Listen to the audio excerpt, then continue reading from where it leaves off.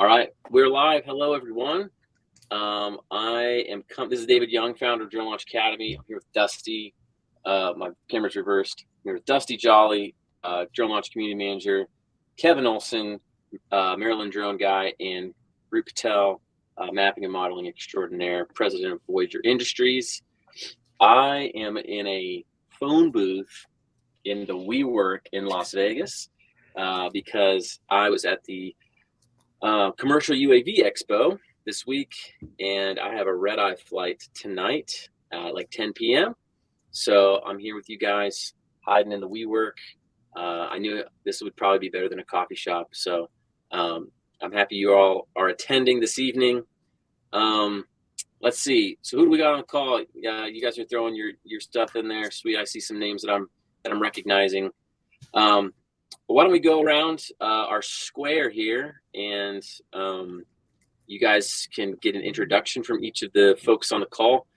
You probably recognize some of their faces, but just in case you're new here or you don't know any of these three strapping lads, we'll give a good intro. So Dusty, why don't you take it away? Kind of who you are, what you do, and then just like a little background how you got here. Sure.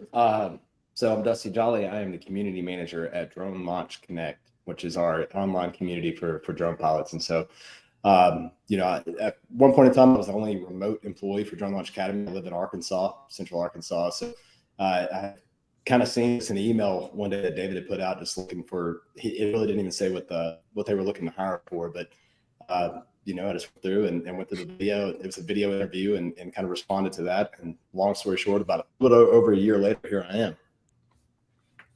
Nice. And give a quick little background on what Drone Launch Connect is. And that's what you got, DLC Community Manager. What's Drone Launch Connect?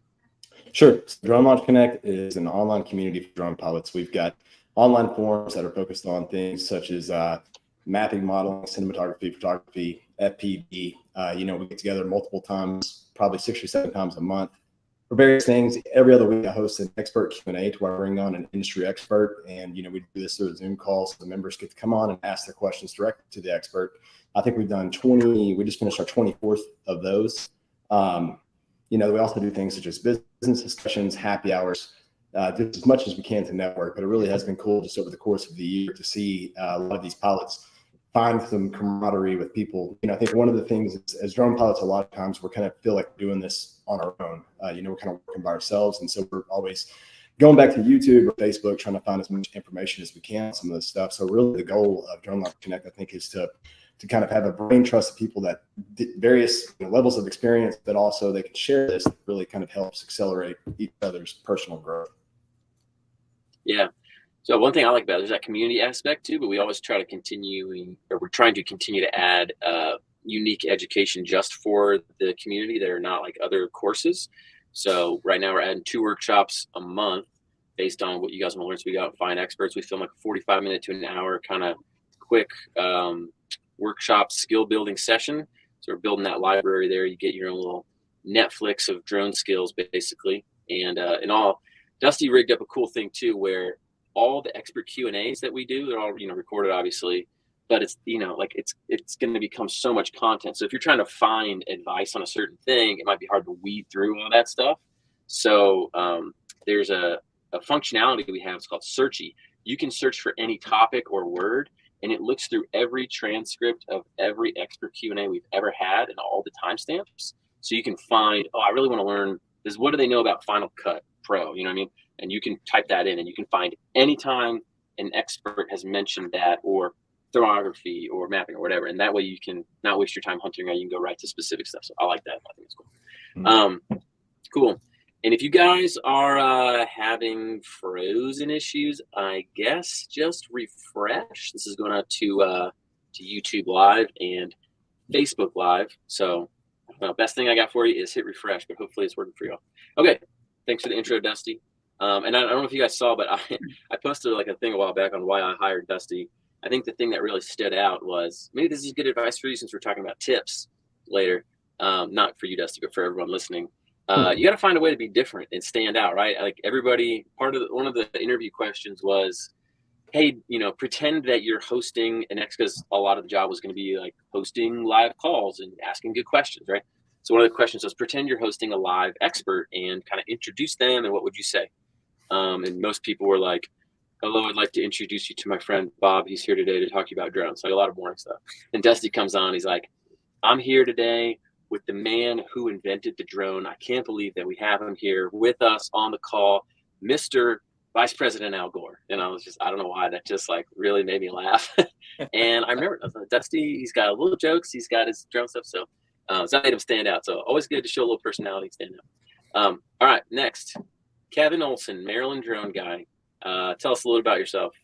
What's going on? So I'm Kevin. I'm the owner of Maryland Drone Guy. It's a drone company based in Maryland. I'm like a little bit north of DC.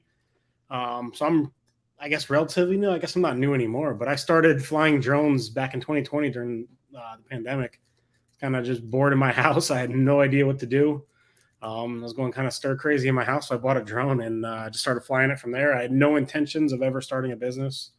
I just wanted to do it for fun, and I was flying drones in my backyard and going to parks, and eventually from there it just kind of took off, and now I have my own business, and it's keeping me super busy, and it's almost busier than I ever anticipated right now. Like right now at the end of the summer, I've been swamped, and it's been a little overwhelming, but everyone's saying that's a good problem to have. So it's been just keeping me super busy, juggling my full-time job with this side job. So to keep me busy, and I've learned a lot through Drone Launch Academy. I'm a member of the Drone Launch Connect community, and talking to a lot of people and giving them tips and advice, and helping each other out. So nice. And one of the reasons I asked Kevin to be on here is because we'll talk about this a little bit later, but we're doing a live event in like 2.5 weeks, and Kevin is running our workshop on cinematography and photography.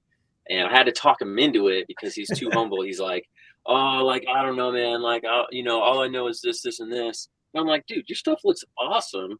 You're like, you have more work than you can handle.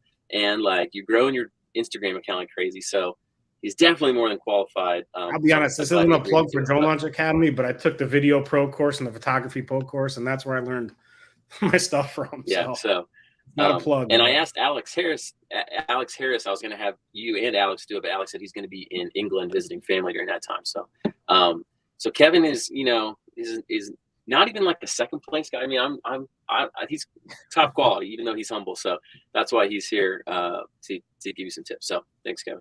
All right, Rut, why don't you give us a little bit background about yourself?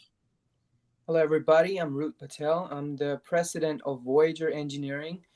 We are an engineering company that mainly uses drone to create digital twins and aerial analytics.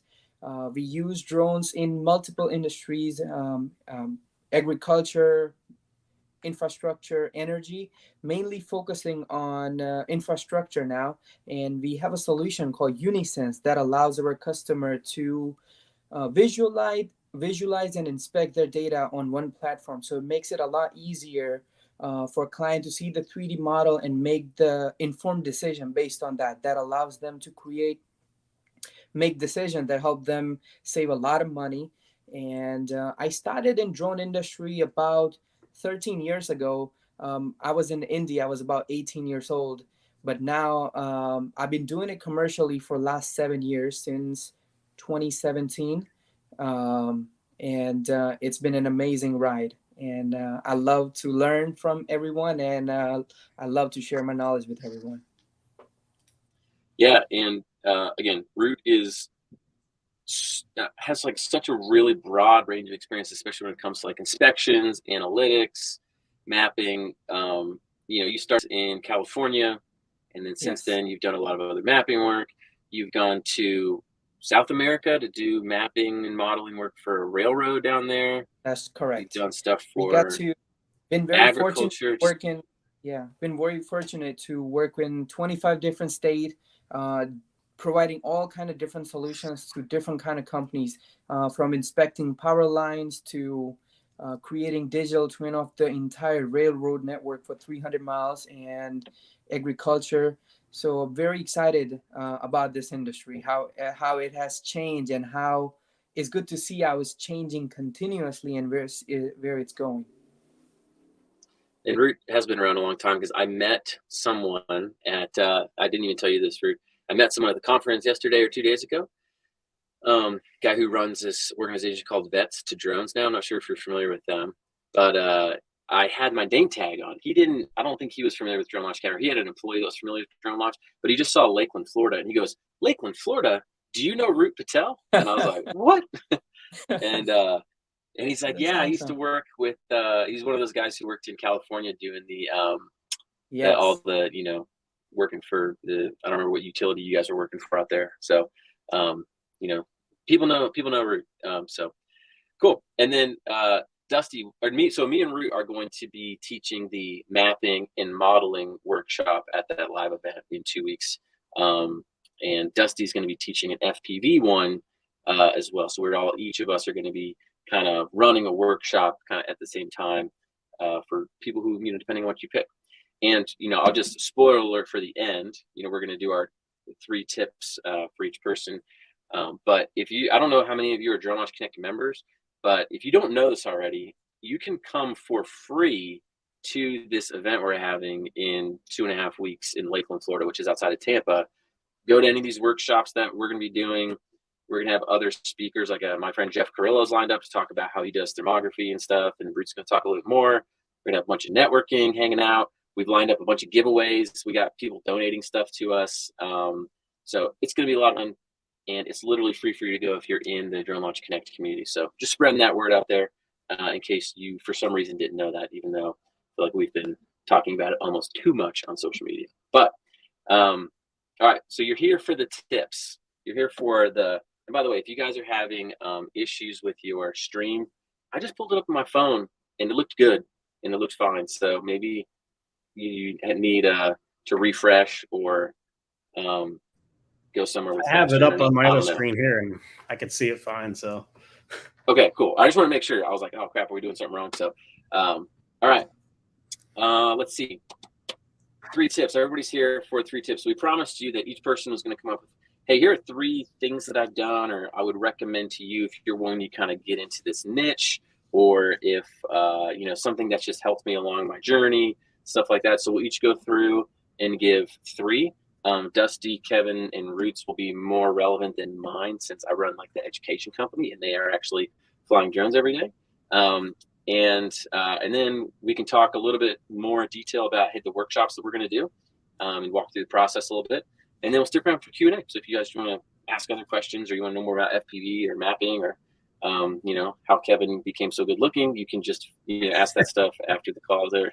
And we'll stick around. So who wants to go first? Dusty, Rut, or Kevin? Who wants to throw out their tips? I can go first. All right, hit it, Rut. I have some tips that really helped me in my career in this drone industry. Actually, this is the only career I actually know. I came to America in 2015, and I always knew exactly what I wanted to do, and which was to be in this drone and UAV or aviation industry. And actually started to build my business when everything was very brand new. People don't even know what the drone was. So I've had quite of experience with working with a lot of clients. And so number 1 tip I would say is, if you're going to build a business in the drone industry, I would say ask question to understand the problem of your client, understand your client's need. That's number 1 thing, and that's a lot of people that fail to do. They have drone, or they have a software, or they have some kind of solution. They trying to go sell it. They trying to go sell the service, but they fail to understand the client need. You might be able to get the work the other way, but once you understand the client need and actually provide the solution, you can charge a lot higher price, probably 10, 15 times more that you originally do. And I have experienced that on my own industry, my own experience. So number 1 would be ask the question to understand your client's need. And once you understand your client need, you can create a solution according to their needs. So not just cookie cutter solution that you have ready for everyone. For example, if you're providing mapping services or modeling services or digital twin services, don't just offer, okay, I'll create a 3D model of your building or I'll create a 3D model of your asset. Actually understand why they need this 3D model, right? A lot of time clients don't even know they need a 3D model. So once you ask those questions, they say, okay, we are trying to create an inspection routine for this asset for next 2 years. Well, that's when, once you ask that question, you can say like, okay, by using this 3D model, you can easily visualize the inspection data on the 3D model. That will help you save a lot of money and time and effort, and you're going to have a lot less headache this way. So number one, ask the question to understand your client's need. Number two would be try to think outside the box. I know it's very cliche. People say try to think outside the box. It's not that easy to do so. But once you understand your client, and again, this connects to the first one. Once you understand your client's need, exactly what they're looking for, you can provide better solutions to them. To kind of give you an example about the second one, thinking outside the box, is one of the company that I work with, Mosaic Fertilizer. They are the world's biggest phosphate producer, and they're a mining company based in Florida, but they're all over the world, but their headquarters in Florida. And they have a lot of mining site all over Florida. And so I approached them as a service provider of the drone, of my services. I have a solution. But when I actually talk to them and I actually get to meet the engineers and ask the question, I found out they are not looking for mapping or modeling services. They have a big issue, which is the machine they use called drag lines. And they use those big, heavy drag lines. They weigh around 7 to 8 million pounds, and they cost about $300 million. And it works constantly. What it does is digs the surface of the earth and takes all the fertilizer out. It uses for mining equipment, right? So I was talking with them, and they say every time this thing is not working, it's costing us $25,000 per hour. So I'm like, wow, that's a lot of money. And I'm like, how often do you have to stop it? They're like, by regulation, we have to stop every 6 weeks. And by stopping it every 6 weeks, we have to stop it for 10 days at least minimum. So if you imagine $25,000 for 10 days, every single hour is quite a lot of money. When I was talking with them, I came up with the solution. I'm like, what about we create a digital twin of the drag lines that allows you to inspect those? So instead of stopping the drag line and pulling everything down, stopping it for 10 days, how about you stop it for only for 5 days? That cuts you down in half. Now imagine 5 days worth of $25,000 per hour. It saves them millions of dollars each year. So by asking the right question, understanding the client need, I was able to provide the solutions to them that helped them bring a lot of value. Not only that, but made their inspection process a lot faster. So that was combination of thinking outside the box and asking the right question to understand their need. And I would say number three is networking. I would say if you're going to build a business, you got to know people. You got to build your network, not only in the drone community. It's awesome that you build your network in the drone community within each other, but also build your network not only to your clients, but also partner with the other engineers. Talk to other people who are surveyors, people who provide completely different service than you, might correlate, but directly do not overlap. And that way you get their experience, you get knowledge from their experience, and you are able to provide a lot more services, create a lot more solution that you already are doing. So those are my three tips. Ask the right question to understand the client's need, to create a better solutions for them. Think outside the box to create a precise solutions to their problem. Not only just a solution that solves only one problem, but a wide range of problem. And number three, create a network that help you if you have any question that you can ask, and they connect you with other people. So those are my three tips. I like it. Thanks, Rut. I was going to ask a few follow-up questions.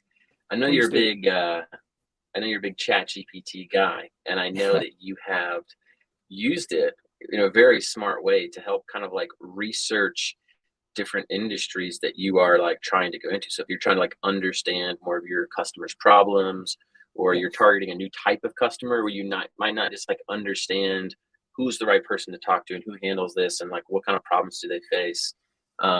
And quick plug, we actually just added an how to use AI for your drone business workshop inside Drone Launch Connect community. So that's free for anybody who's in there. You can check that out.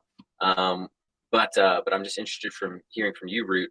How do you use ChatGPT if you're to your advantage if you're trying to work on how to break into it, like how to approach a certain type of customer, or how do you use it to educate yourself? You know what I mean? David, ChatGPT is an amazing tool, and I've been using it ever since it came out. And I thought you were going to be like, I don't know what you're talking about. I don't use it. It's my secret. You know? No, I'll tell you. No, there is no secret. It's actually available to everyone. And it's not the software itself. It's what kind of question you ask. Again, it goes back to my tip number one, asking the right question to understand your client's need. So I use it to understand everything. If I'm approaching a new industry that I don't know anything about, for example, right now we are going to be working with Florida's one of the biggest port, and we created solutions for them called Port Intel that allows the port owners. Now, real quick, port, like a port where ships are pulling up and you're managing cargo and stuff. Yeah, the cargo port that allows them to not only keep eye on their port 24/7. It's we created kind of like a crystal ball solution, so they can, based on our data, they can see the previous updates that they've been doing. They can see the present, and using those previous data, they kind of predict the future. Okay, by using this data, if there is a flood coming, these are the power lines going to go down first. So predict the future. It's kind of like a witch's crystal ball, right? So I use ChatGPT to understand the client need. So I tell ChatGPT, I put all my information about the solution I created. I'm like, hey, GPT, this is the solution that I created. Now pitch this to me using this particular method of this particular type of storytelling. Pitch it to me as I'm the director of the port. Now, then it pitches to me, and then I make an adjustment, and then I use my experience, use my network, use my thinking outside the box skills to create the solution and approach it to the client. So it really helps me, and I think it's the free tool that everyone can use it and succeed in their business. Yeah, awesome. So you kind of say, hey, pretend that you're the drone business, or you're the service provider, and I'm the person that's being pitched. I'm the client kind of see how it would fit. Yeah, but you got to give the right input. You got to put in a lot of effort to give it the right input to the ChatGPT to okay, for it to understand your exact solution that you created, right?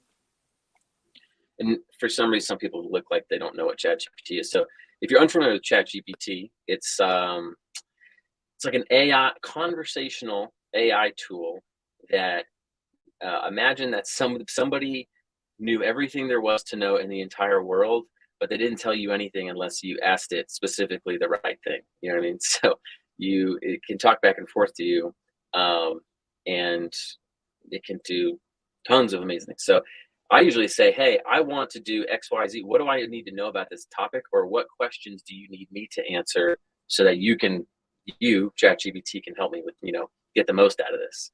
And so it says, cool, here, tell me about your business, tell me about this, and I'll fill those answers. And it's like, okay, cool. Based on that, here's everything I would do, so it's like a one-way. It's a genie in the lamp. The better question you ask it, the better way to help you. Better wishes you have, the way it would help you even more. So the more I would go ahead, David. No, I was gonna say some people are saying oh, something can be bland, but you can literally say, hey, here's 3 emails that I wrote before.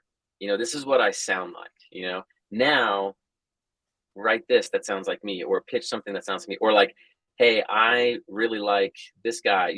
Grab a speech from someone that you like the way they talk, put it in there, and then all right, make it sound like that. Endless possibilities. So I give one more tip, tip number 4, which is if you're reading a lot of books. I mean, if you're running a business, you got to read business book to understand what are you doing, how you're doing, to learn more. So, for example, use ChatGPT to tell Okay, for example, I recently read a book called $100 Million Offers, right? So I tell GPT to create this offer by using this book's principle, now pitch it to me by using this communication style, a story brand style. So it would create that in a particular way and it personalizes after that, right? You cannot just copy and paste and send it to your client. You got to add your own touch to it, but it's a great tool to help you. And I've been doing this before ChatGPT came around and all that. So it's only the more experience you have, the better you get with it, because now you understand your clients, you understand you have experience, you have experience in this industry, you know how everything works. So it's just another tool that helps you go a little further. Yeah. And honestly, if you're like, want to learn, sorry, I'll stop after this, but if you want to learn about a new topic and you don't know anything, like for instance, let's say you're like, I want to get into LiDAR. I don't know much about LiDAR. Yeah, you could Google about LiDAR and find random articles. Maybe they're what you want, maybe there's not what you want. But you could go to ChatGPT and say, hey, I'm a beginner. Give me a 10-point overview about what LiDAR is and how I can use it in a drone business. And it'll do that. And then you go, interesting. Tell me more about number 3. And it'll give you more. And then you're like, okay, I don't know what this word is. What does that mean? And then you can just keep asking it, and it'll just like, you can just train yourself that way. So I think it's great. All right. I'm done with that, Rut. Great tips. Let's go with Kevin next. Kevin, you remind everyone again about like your background, what you do, like the kind of drone work you do, and then we can go into the tips. All right. So I mostly do just cinematography, videography. I do dabble in a little bit of mapping here and there. I just did a gig last week where it was a 3D modeling type of thing for NOAA. So I kind of do everything, but my main bread and butter is just photography and videography, mostly for social media and stuff. So like if you look at my Instagram, most everything on there is not from paid clients. Like I do a lot of paid gigs, but I don't really put that work on my Instagram. So I do a lot of stuff just for fun too. Like I said, this started as a hobby for me. So a lot of my work, a lot of stuff I do is just flying for fun. If you look at my flight logs, most of them just flying in my backyard or going to a park. But that's a little bit of history about me. I try to just enjoy flying drones because that's how I started, and I try to keep to my roots. And that's kind of like my first tip is just enjoy what you're doing and having fun doing it. You don't always have to go out and do stuff for clients. Like I hit a little bit last year where I was only doing client gigs, and I started not really get burned out, but I was kind of getting bored. And I was like, this isn't fun. I'm answering to all these people that, yeah, I'm doing cool work for them. Yeah, I'm getting paid for it. But it's not really fun to me anymore. So I kind of took a little bit of step back, reevaluated who I was working for, the clients I work for. Honestly, raised my prices a little bit, which I'll get into my second tip, but raised my price a little bit, got a little bit different clientele, and I started doing things that I enjoy doing again and having time to go fly for myself. And like I'm going on vacation next week. I'm going to hop on a plane. I'll bring my drone. I'm not getting paid for it, but I'll be bringing my drone, taking photos. I'll be getting sunrises. I'll be one of my only friends that are going with me on this trip. I'll be the only one up at 4 a.m. getting a sunrise. Just enjoy doing it. That's, I guess, my first tip is just even in between jobs and, you're trying to make a business out of it. That's awesome, but try to just enjoy doing it and have fun doing it. And, you'll never know. Like I just had a client last week. They paid me for stock footage that I took back when I was brand new in 2020. The footage looked like awful. It was awful footage, but they're like, we need footage. We need it tomorrow. It's for a display that we're putting up, an electronic billboard. We need it tomorrow. I'm like, oh, yeah, I got it on my server. And I gave it to them a couple hours and I sent them an invoice, and there you go. So like I was just doing it for fun, practicing, and 3 years later, someone's buying that footage from me. So you never know. Sweet. That's awesome. And it's like, you have that asset now, and it's not like it's guaranteed to be used, but if you can build up like a portfolio, even your practice stuff, like you said, you can become an asset or sell it, or at the very least, And even like I was on vacation, I'll just take it and get photos, and people will buy prints from me. I have a whole print store on my website, and I do sell some stock footage here and there, but a lot of people buy prints and all sorts of stuff on my website too. So that's awesome. Cool. All right. What's tip number 2? Tip number 2, going kind of what I was talking about is when you're first starting, understand how much you want to charge clients and know your pricing. When I first started, if you like all these other third-party companies that will hire you, it's kind of like a race to the bottom, and you'll get paid maybe $100. And when you're first starting, $100 here and there. Like when I first started, my first goal was to make $800 to pay for the drone that I bought. That was my first goal. I was like, hey, let me break even. And once I hit that, then I kind of picked up a little bit there, but now I have ongoing clients that hire me over and over. It's actually a local playground company, and every time they build a new playground, they hire me and take photos and videos, and it's a quick job. But now I'm kind of stuck in that pricing that I gave them back when I first started. So I was doing one of those jobs is $300 for a job, and now I'm like, now when I charge new clients, it's way more than that. But now because they're an ongoing client, I kind of like not really stuck with it, but I kind of want to help them out, and I kind of want to honor the prices that I gave them. I still do it for the lower price. So be mindful of that and know your value, know your worth. When I first started, I was doing jobs for $100 here and there, and it's like it wasn't really worth my time. Yeah, I built my portfolio, but sometimes now I'm kind of stuck in there. And like I said, when I was doing my reevaluation a couple weeks ago, or like a month or two ago in the middle of the summer, I was like, hey, I got to start raising my prices. And I did raise my prices, and I've been getting way better clients, and it's been awesome. So just know your value, know your worth. Yeah, I was gonna say on the pricing thing that I've seen too is, you are at a point where the demand for you is more than the time you have, right? Because what gives you more demand is more people know about you, your skill. So like your marketing, right? You're good at marketing. There's more people that know about you. Therefore, you're increasing the overall demand for Kevin's work. And the reason people want your work is because it's good. It's because you've flown your drone a lot. Like, dude, I don't know anybody who flies their drone more than you. You're like every day on the sticks. You're editing stuff all the time. You're just like very methodically consistent, which I think is like really been important for you. So you've gotten really, really good skill wise. So like that's one pillar. And then you've done great about creating a lot of awareness.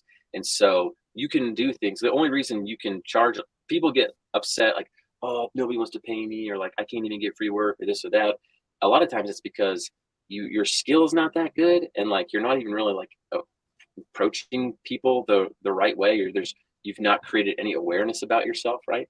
Because so you can do things that they can't do because you have a skill that they don't have, and people know who you are, and so they think, oh wow, I've seen this guy, I can see all this stuff he's done. So you're eliminating the risk in their mind that is not going to be a good outcome. You know what I mean? Whereas if I'm a random person with no track record, it's kind of just like, even if it's free, sometimes people are like, I don't want to bother with it. You're going to give it to me. It's going to suck. Then I have to actually go hire someone, So I think that you have those two kind of things. You sell yourself short a little bit, but like you are really good, and you're really good about consistently making people aware of who you are. So dude, yeah. And having that reputation kind of piggybacking off that is like, so that customer that just bought that stock footage from me, he's like, I was literally just Googling people in the area that may have footage. And then he's like, oh, I mentioned to one of my coworkers that I saw you and I'm talking to you right now. And then she's like, oh, I know him on Instagram. He's got great stuff. And just word of mouth and the validation from his coworker said, oh yeah, I know him on Instagram. He's like, I'm not even going to look for other people. He's like, you're good. You're from the area. Like, I love your work. And so now I have an ongoing contract. Yeah. So now they want me to get like a whole bunch of pools in the downtown area where I live and all this ongoing contract with them. So all because he found me on Google, but then he got that validation from his coworkers on Instagram. Oh yeah, I follow him on Instagram. Yeah, definitely use him. So yeah, when you've got a reputation, people just expect to pay this guy's inexperienced prices. You know what I mean? So yeah, it's great. All right, sorry, I didn't mean to cut you off, but I just wanted to you're good. You're definitely validate that a little bit. Toot your horn. All right, what's next? What do you got? Third one, definitely just practice, like getting smooth shots, because I kind of was reminded of that when I was looking through this stock footage. I was going through my servers, and I have a NAS server with all my footage I've ever had. And going back looking from that, I was like, wow, this is awful. And like jerky motions, and I'm like, I'm trying to sell this footage right now to stock, and I was like trying to cut it and edit it to get out all the jerky motions and the quick, the frame rate was all off. I had no idea about frame rate, shutter speed. I had no idea about any of that stuff. So back then, I had no idea what I was doing. So just learning and practicing and just learning your practice and skills, like just being able to get a smooth shot and know when to stop recording. Like just keep recording even after you think your shot's done.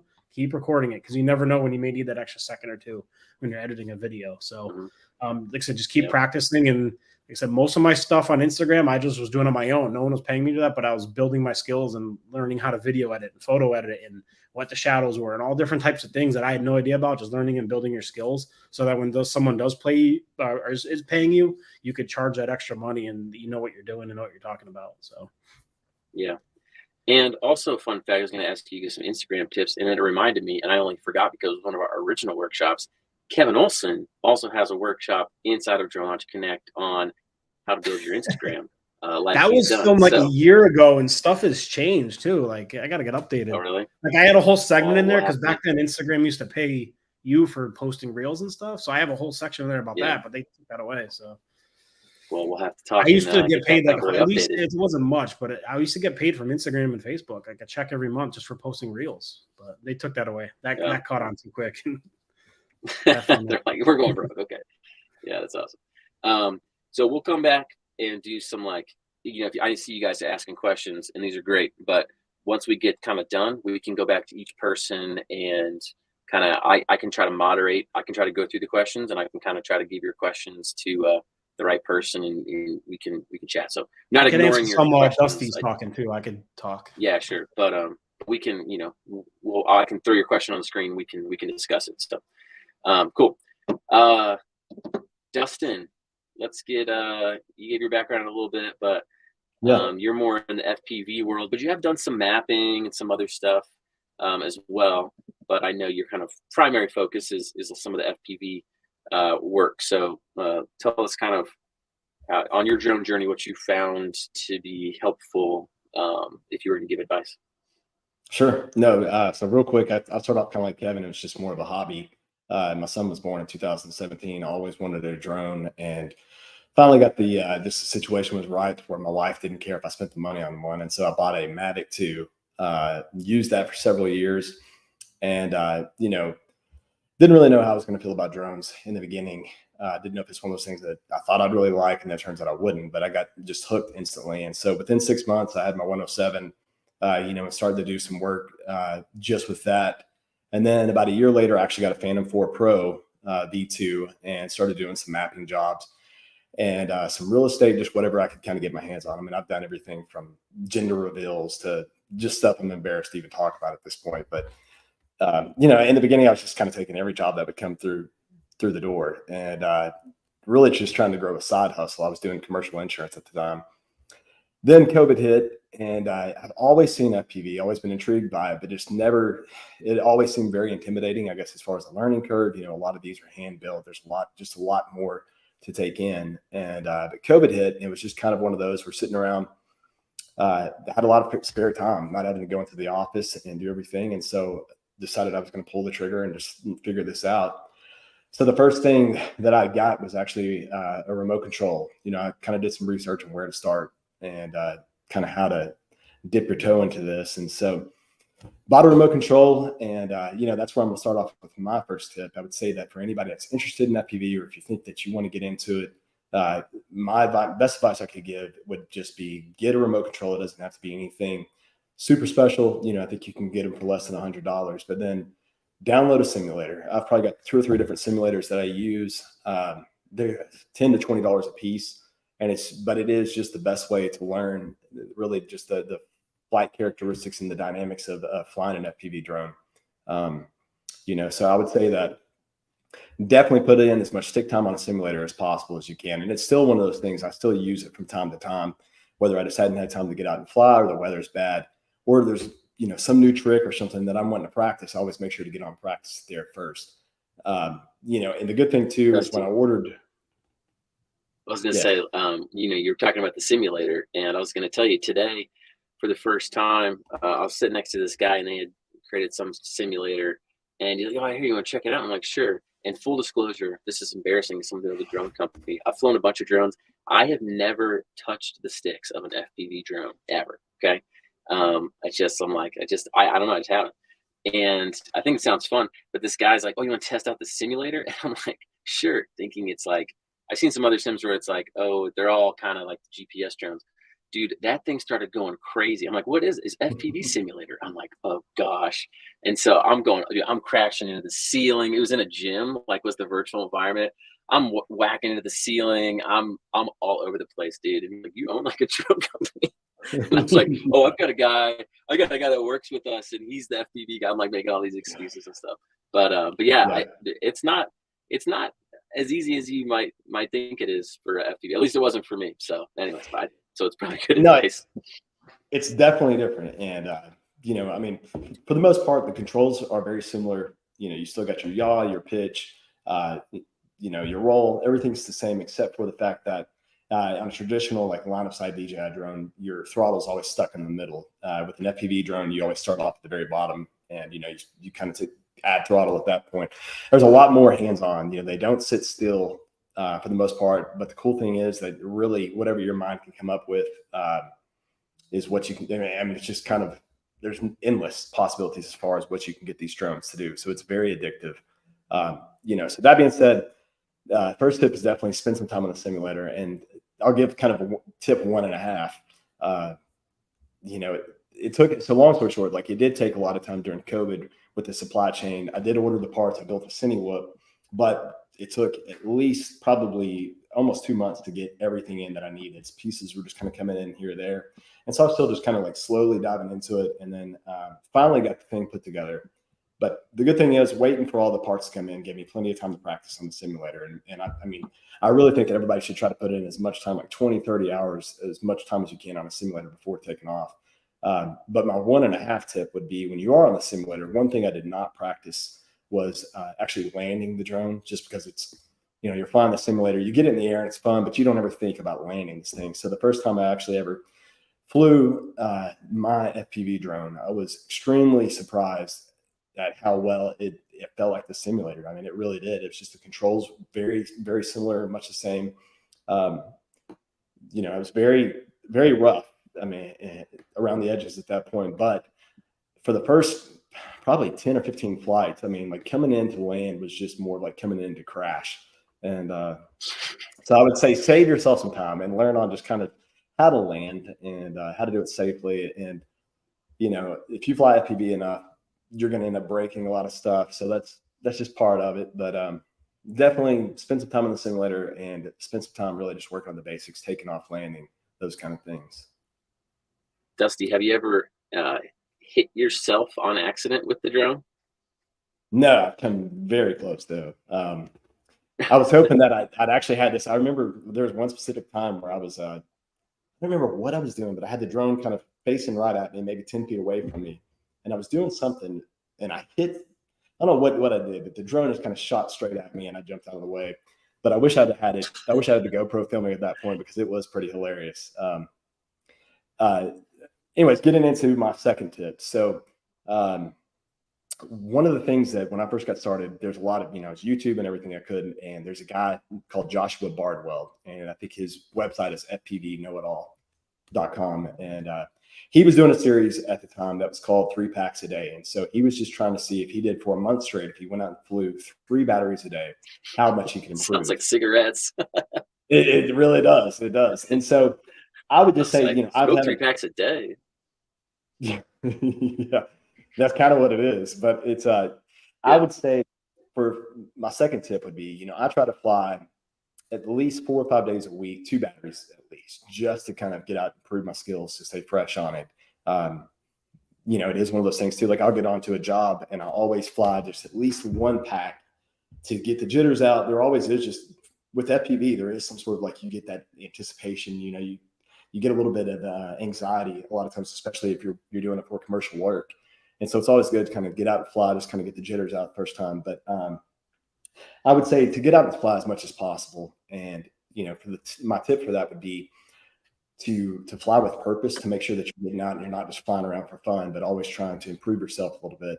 And the other thing would be to push yourself a little bit. I think it's really easy to kind of get comfortable, see some progress, and then get stuck in that rut, but to really get good at FPV and to increase your confidence in it, if you want to fly through windows or under vehicles or any of that kind of thing, I would just say just to practice it on the simulator, but get out and actually start pushing yourself when you're actually practicing flying.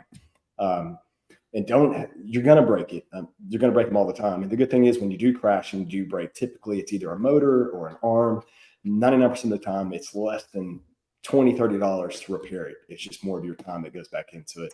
And so that is the nice part about the FPV versus like, I flew my Mavic 3, broke something on that. Like those are typically pretty expensive to replace no matter what. Like some of the DJI drone setters, all in one, you have to ship them off, but FPV is very modular, right? So you can just fix the little pieces that are messed up. Yeah. Yeah, it's I mean, you don't ever crash a drone and break everything for the most part. Like I've come pretty close to demolishing one, but for the most part, you've got a flight controller and ESC, you've got your motors, you've got your camera. A lot of it's just everything. It adds up. Typically, for me to build a drone, it'll probably cost between $400 or $500, give or take. But each individual component, for the most part, is 15. Like your frame's going to probably cost around $80, but you can replace an arm for $7 or something. So it's propellers, they're $3 for a pack of 4 for the most part. So it's kind of plan on just going through a lot of propellers and plan on crashing, and don't let that hold you back from really pushing yourself to get better at doing FPV. Sweet. All right. So your 3 tips, was that 3 or was there one more? No, that was 2.5. So 2.5. Sorry. Let's number 3. So I told Dusty, I was like, hey guys, let's keep it to 3 instead of 5. And so Dusty's like, sure, yeah, I'll do 3. I'll do 1, 1.5, 2, 2.5. I can just do another half and then it would add up to 3.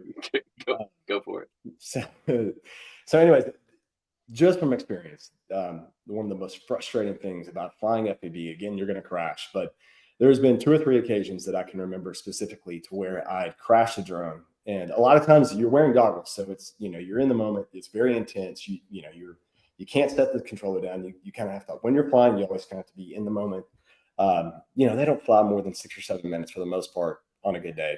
But I can't tell you, there's been 3 times where I've crashed. One was actually on the property I live. We live on a farm, and I knew the drone was close to me, but I could not find it. I mean, I drove side by side for probably 3 days trying to find this thing. And, I was more worried about, like, I had to get my GoPro on it. So I had a $400 camera on it. I had, I just wanted everything, but really wanted the camera back. But it's just really frustrating to lose something. And then 3 days later, I just, I was looking on over 100 acres trying to figure out where this thing was. I gave up thinking that it was closer to me, and then 3 days later, I found it 10 feet from where I was actually sitting flying. But I had ran over it with side by side at one point in time. So I had to repair a few things. Was it was it in some thick grass or something? Not really. It was just upside down. It was black. And I just kind of ran over it, smushed it down into the dirt a little bit more, I guess. And, fortunately found it. And then probably 6 months later, I was just driving home, and I always try to carry my drone with me in case I do find a spot, get a few minutes to fly.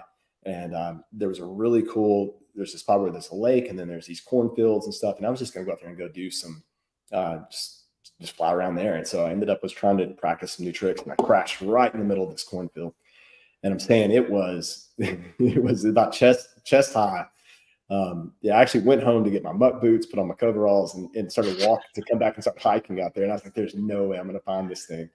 Sure enough, like 2 hours later, I did find it. But so for my 3rd tip, they make these buzzers that you can put on an FPV drone. So like when any sort of an impact, where you can actually turn them on with your remote, it'll make things start buzzing. So from now on, every single one of my drones has one of these buzzers on it, because I can't tell you how bad of a feeling it is to lose one. But it's really bad thinking like, I'll just go get it, pick it up. And then 3 days later, you're still looking for it. It's the most frustrating thing in the world. So and you only get so many replacements on the GoPro program. So, I tend to go through GoPros pretty fast. I go through at least 2 or 3 a year. But definitely, you want to crash them, or they just go bad? Because I crash them. Okay. What about air tags? What about air tags? Do you ever throw an air tag on a drone if you could be able to find it? That's not a bad idea. I've never done that. And they do make some now. You can add GPS. Yeah, it's not a bad idea. I see people that 3D print like mounts and holders for them. As long as yeah, like you could just buy a 3D printed thing for the air tags. Another way to get around this too would also, in most FPV goggles, you can actually DVR what's going on, the video that's going through. And so now another thing that I've started doing is DVR on that. That way I can go back and watch and see exactly where I went down. For a while, I wasn't doing that just because I never would go back and watch it. But then I realized that that's the biggest value to that. But the buzzers are like $10, so they're definitely worth putting on there. I just got this visual in my head of like Dusty out there, like reviewing footage and like walking through cornfields in his boots and like, CSI. Yeah, no, the last time I actually had stuck one up in a tree, and it was there for 3 days. And I spent 2 days trying to figure out how to get it out, but I was actually fishing in the wrong spot. And then the 3rd day I saw it, and ended up having to shoot it out with it's kind of like a paintball gun, but it's something we shoot cows with for antibiotics. And so we got shot it out of the tree, but I get it out and now it's like covered in this like liquid antibiotic stuff. So it's like part of it was fried. That's gross. FPV is a blast. Like hillbilly way to get it out. Yeah. Yeah. Man, I'm bummed that I'll be doing the mapping one while you're doing the FPV one, because I would actually like enjoy learning how to do that. So we'll see. Yeah, I want to do the FPV one too. I was like, all right, I'll just try to sneak in some tips. We had thought about like doing two, like, all right, what if we can let everybody do 2 tracks, or like we can do one session and but just with the one day, I'm just like, I just feel like that's not going to work. So for year 1, I'll be there early, so I'll fly. I'm bringing my Avata. Yeah, so. yeah, sure. Okay, sweet. Yeah, for year 1, we're just going to do 1 track each. We're trying to make it as simple for the first year. Drone Launch Lab 2024. We'll have more time to plan, jazz it up a little bit, maybe get multiple tracks in there. So, sweet. All right. Well, let's do some. I know, Kevin, you've been trying to answer some questions in there, and we've had a lot of people have questions. So, if you would like to ask a question and you want it to be posed to a specific person, put their name, Dusty, Rut, Kevin, whatever, and then colon, ask, dash, whatever. Ask your question. I'll throw it on screen. I'll ask it, and they can answer. But here's the first one. What's wrong with the hillbilly way? Asked by Wet Dog Drones. If you don't know who Wet Dog Drones is, he is one of our workshop instructors as well. Just finished up a nice course on how to do progression shots with your drone, Michael Lilly. So, and nothing is wrong with the hillbilly way. It's whatever works for you. Probably the hillbilly way is the preferred way. So, cool. All right. Throw your questions. What do you guys got? What do you guys want to know about? If I don't get any questions, we'll just start going into some of the details. We'll just walk you through what those workshops are going to be. Maybe we can teach you guys a little bit, like just here on the call, about them and talk about that. All right. The most important question I think we have here, I'll pull it up. David, my drink of choice. I was pretty bummed. I got here a little late to WeWork. They were about to close down here I'm in Nevada, in Las Vegas. So I only got water. They usually have sparkling water on tap, which I'm a big sucker for. They do not have Chick-fil-A sweet tea inside of the WeWorks, or else, that's what we'd be having. But this is water. It's empty now, but yeah, the unfortunate drink of choice today. And it's super dry here. I'm from Florida, where humidity is always 100%. I'm like mega thirsty all the time here in the desert. All right. So that was definitely the most important question. All right. Best drone for 3D mapping and real estate. So we'll go with Rut on this one, at least for 3D mapping. What do you think, Rut? Best drone for 3D mapping? Any drone that have 20 megapixel camera with the shutter, mechanical shutter. So Phantom 4 Pro was a good one, very good one. I don't know if they still make it or not, but the DJI Matrix series, the new 300, is very good for mapping. It's amazing what you can do with it. The Mavic 3 Enterprise is 20 megapixel too, with the mechanical shutter. Yeah. You got to get the Enterprise version. I was going to say, I heard there's a guy who owns a professional surveying company in Texas, works for oil companies doing pipeline surveys, and he uses Mavic 3 Enterprise RTK for that, and says it's great. And for what it's worth, I don't know how many people argue over with mechanical shutter versus electronic shutter. I attended a photogrammetry workshop while we were here, put on by the Association of Professional Photogrammetrists and Remote Sensing Society, something like that. Guys were way smarter than me. They were all like surveyors and had a lot of credentials. And they were like, in recent years, the mechanical shutter versus rolling shutter really hasn't been that much of an issue for them, because a lot of these software applications, Pix4D, Drone Deploy, have algorithms that can correct for any of that if that happens. So I've heard it's not as big of a concern, but I don't know if you guys have had trouble. But the main thing is the quality of the size of the sensor. So like 20 megapixel images and things like that will allow you to get much better accuracy, because your the space that fills up 1 pixel is a shorter distance, so you can get more accurate. So the gig I did last week was a mapping job. Yeah. I'm not doing the mapping or any of the software. I just was doing the flying for the guy. He's some college student doing it for NOAA. but he wanted me to film in video. So I took video of everything. And he's taking frame by frame, whatever software he's using. So I was shooting 5.1K and he's taken every video. I filled up almost a half a terabyte of footage for him. And he's putting it all into some software and he's doing these maps of these sunken ships and stuff. So I was like, all right, yeah, whatever, you know. But I'm like, you sure you don't want photos? Like, you know, take all the regular, I'm used to like doing mapping and stuff. And he's like, no, I need video. I'm like, all right. There is a software, I don't remember what is it called Skycatch, that tries to make 3D models from videos. I know they're out there. So I don't know how accurate they are as far as like an ortho-rectified output, you know what I mean? But I know they can make 3D models from it. So that's interesting. And then real estate, I don't know if anyone wants to chime in. I would, you know, as drone for real estate. What do you think, Kevin? I mean, you've done some real estate jobs.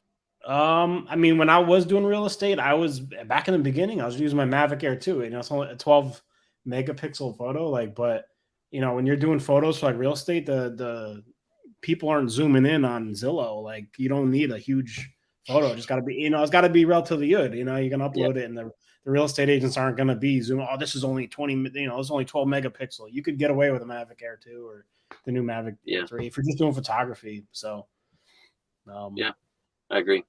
You could probably get away with the Mavic Air 2 a lot. Yeah, cool. Question for Dusty: do FPV drones need remote ID, Dusty? Your mouth is moving, but there's no audio. I think you're muted. All right. Yes. Sorry. So yes, FPV drones do need remote ID. They are going to. They're under the same ruling. So from my understanding too, is if you're flying as a hobbyist and not under Part 107, then you can have some sort of a module that you can move. And I think this is the same with every drone, is that you can move it from drone to drone. But if you're flying commercial or under Part 107, then each drone, I think, has to specifically have its own dedicated remote ID module.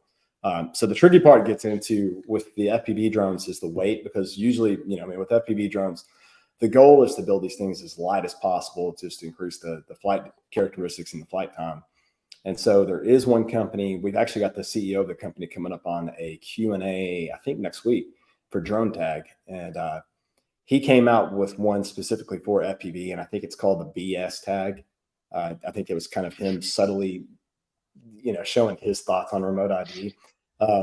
But it is one of those things that you have to hardwire into, you actually have to solder it into your drone, which isn't that big of a deal. I think though it's like $70 or $80. So I'm going to have to buy 4 or 5 of them to be compliant. But yeah.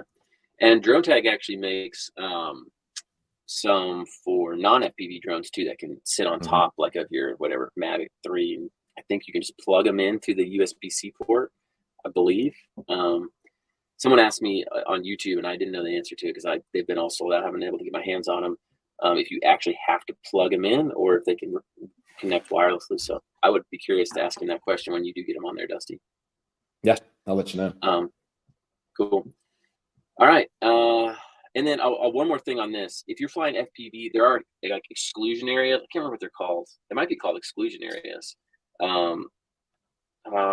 Anyways, they're like areas like things like RC parks and dedicated areas where you don't have to have remote ID, that the FAA like approves in advance to say, yeah, this is like a recreational flying field. So if you're flying within this field in this, you know, bubble, you don't have to have remote ID. So yeah, and you can apply for those, and they're good for I think like 18 months, 2 years. I think it's for like certain areas. So if you wanted, FRIA, what's it called? A recognized something area. I don't remember exactly. But you could apply to make your house a free if you wanted to fly around your house with no remote ID. Actually, I heard not everyone could apply for free. You have to be a community-based organization. So you have to be. Oh. Yeah, you can't just. So step one, start a community-based organization. Yeah, like you know step 2, the remote pilot. You know the airline, the airport. Yeah. What is the remote airport? So I'll have David Young's Flight Club, and then David Young's, that's the community-based organization. And then step 2, I'll have my free be my house. No, probably don't work like that. All right, another one for you, Dust, or Tom Stupid Charlie. Great name. Your other hats are DaVinci Resolve editing and color grading. How do you get work from pilots? I mean, I don't know if this is too obvious of an answer, but there's a lot of sites like Upwork. We hire freelancers from there, or I mean, Upwork's the main place we find freelancers. Go to communities and find that. I know some people just like flying and they don't like editing. Like I know, for instance, Dominic Wilkerson, who teaches our real estate course, he used to do all his own stuff, but now he's like scaling up a lot to where he I still dread it. outsources all of his editor. You still edit, you said? No, I still dread editing. I'm like, something like dread editing. Yeah. So when I get a client, like, I want raw footage. I'm like, yeah, sure, no problem. There you go. Yeah. So, find maybe people who are scaling up and show them your stuff and say, hey, let's partner up and do it that way. So might be a recommendation. Let's just like another one for you, Dusty. What's your favorite size FPV drone to fly, or that you'd recommend? Yeah. So, probably some different ways to answer this. I think starting out really like a Cine would be probably the best thing to start out. Just learn. They fly slow, and this is what you see a lot of the work done. Most of the time, you're looking on Instagram, seeing some of these shots, either around people or just kind of real smooth, cinematic, slow flying, but they can go through some gaps and stuff. And I would say that's what I fly most of the time. I would say I've got a 2.5, which is a little bit smaller. A lot of times that I use with a stripped down naked GoPro, so it doesn't have a battery. I actually power the GoPro off the drone itself. But it's really small. They're good for flying inside. You can actually practice flying these inside. So I would say that would be where I would start off with. But also, if you at some point in time, like I would say, 5-inch FPV drones are definitely worth trying. And so a lot of times, if I'm doing any sort of where I'm tracking a subject or I'm doing anything outside that's a little bit more fast and dynamic using the 5-inch FPV drone, they're just a lot faster. They'll do anywhere from 70 to 90 miles an hour. And so they're just a lot more to handle. So I would say, starting off, like best drone that you could probably build by would be something like a 3-inch, like the Avata, or some sort of a 3-inch Cine Whip. And then eventually, I would say get a 5-inch drone. A 5-inch drone is going to be easier to build just because the parts are a little bit bigger. There's not as much to them, but it's still, as far as flying, they're a little bit more of an animal to kind of get your hands around just starting out. Yeah. Real quick, before we move on to more questions, I forgot. I wanted to tell you guys real quick about how to, if some of you are interested in either A, joining the community, or B, you want to come to this event that's happening in 2 weeks or 2.5 weeks. All you got to do is be a member of Drone Launch Connect to come. So, but you either have to be an annual member or you have to have been a monthly member for 12 months. We don't want you just to sign up for 1 month and they come to this event that costs us thousands of dollars to put on. So the whole goal is to have the committed members of the community there to get closer and learn stuff. So you can either buy an annual membership, or if you've been a member for 12 months or more, if you're a monthly person, you can come for free. You're in the community, obviously to pay for the community, but you can come to the event for no extra. So real quick, this is where you can go, dronelaunchacademy.com/DLC, to look at our Drone Launch Connect community, which Dusty runs, which has got all those workshops. It's got Kevin's workshop in there. Actually, there's a workshop from Rut in there. I forgot. So Rut, the thing we did on how to get construction clients, that's in there. We've got, 12 or 15 in there. We add 2 a month. So those are in there. Dusty does the expert Q&As. Like he said, he's bringing somebody out to talk about remote ID. And then as a part of all it too, you get to come once a year to a live event. So, and it's like $29 a month or $290 for the year.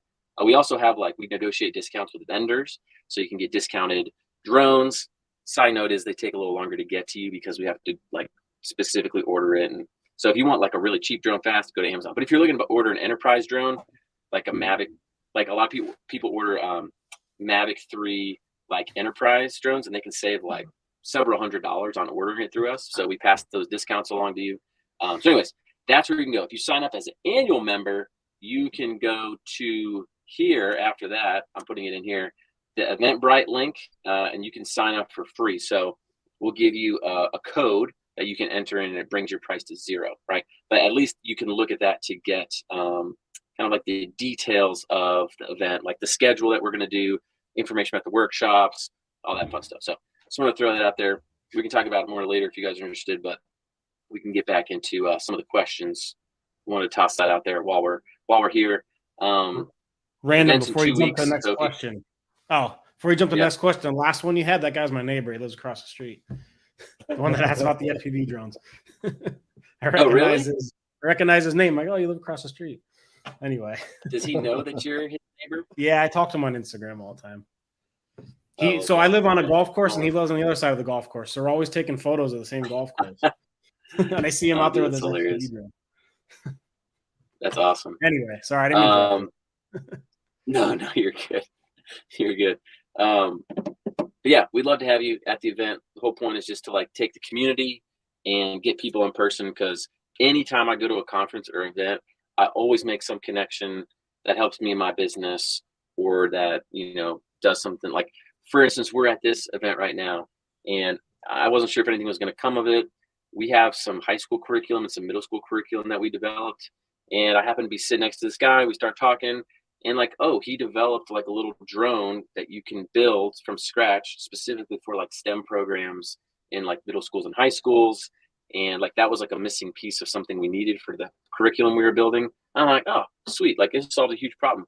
Or like, sometimes I've met, other random people who we get talking, and then later they make a course with us.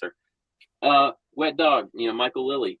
I met him in Denver at Exponential, and we became friends, and now he's, making workshops for us. So you just never know what's going to come out of going to conferences and meeting people. And that's just the number one way. Like a lot of you guys were saying, networking is going to grow your business, getting a skill and then networking to really huge days, or really, really big things. All the details are at that link I sent, but yeah, it's September 22nd, 23rd, like a Friday afternoon/evening, and all day Saturday. And we'll have dinner together. We're bringing in lunch. We're catering a bunch of pizzas and pasta and salad and stuff for lunch, or you can bring your own stuff if you really don't like any of that stuff. We have dinner together. We got a bunch of giveaways. Got people who donated like software, gift cards, different accessories and gear. We have a list of all that stuff. We're giving away awards. It's gonna be a great time. So, all right, pitch over for the event. Let's go back into the questions. If I can find back where we were. I scrolled too far. Question for Root, maybe? Hold on. Oh man, I went way down. Okay, there's a lot of questions, but we'll do this one. Dusty, can you run FPV simulator with goggles? Let's try to answer quick.